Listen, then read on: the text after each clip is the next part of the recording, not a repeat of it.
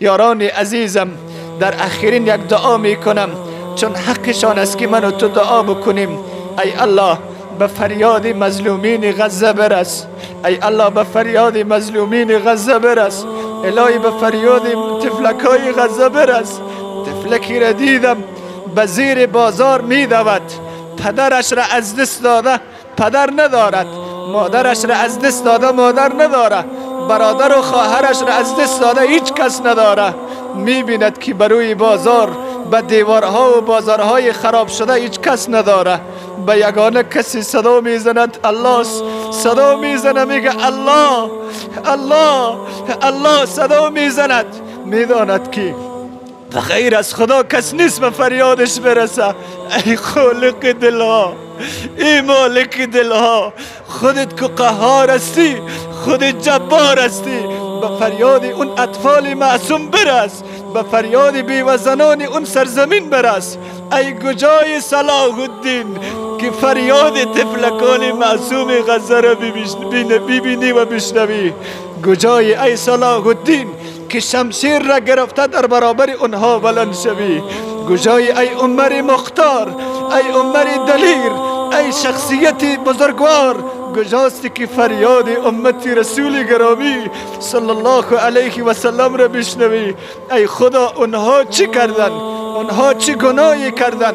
اونها چی خطایی کردن که به این حد ظلم می شود، به این حد اذیت می شود؟ به حال اطفال اونها کس رحم نمی کند، به حال بیوزنان اونها کس رحم نمی کند.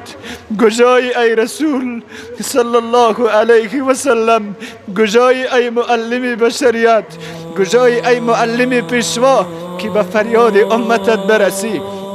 ای الله رب العزت و الجلال، ای خالق دلها، سرانجام پیروزی و کامیابی نصیب ملت غزه بگردان. ای خالق دلها، ملتی که به حضور ما جمع شدن، اینها هر مشکلی که داره الهی به مشکل اینها رسیدگی بکن. الهی پدران ما از تو درخواست داره، الهی به فریاد پدران موی سفید ما برس. الهی جوانان ما درخواست داره، به فریاد جوانان ما برس، به فریاد خواهران و مادران امت اسلامی برس. ای الله، به دهها دوست ما تماس کشیدن، من نمیتوانم نام ببرم، نمیتوانم جدا جدا دعا بکنم.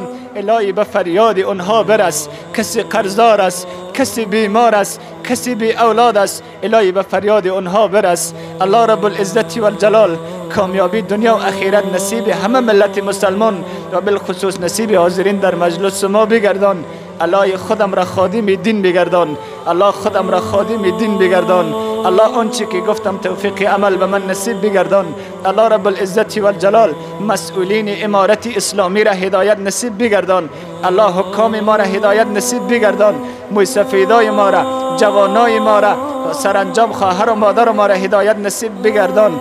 الله رب العزت و الجلال، امنیت و آرامی بیشتر نصیب ما بگردان. الهی سرزمین ما را پاک بگردان. الهی ملت ما را پاک بگردان. سرزمین ما را سرانجام از فقر و بیچارگی در امن خود داشته باش. الله رب العزت و الجلال، مردگان کافی امت اسلامی را مغفور و مرحوم بگردان و بالخصوص مردگان ما را، پدری و مادری را الله رب العزت و الجلال جنت نصیبشان بگرداند. اللهم ربنا تقبل منا انك انت السميع العليم وتب علينا يا مولانا انك انت التواب الرحيم.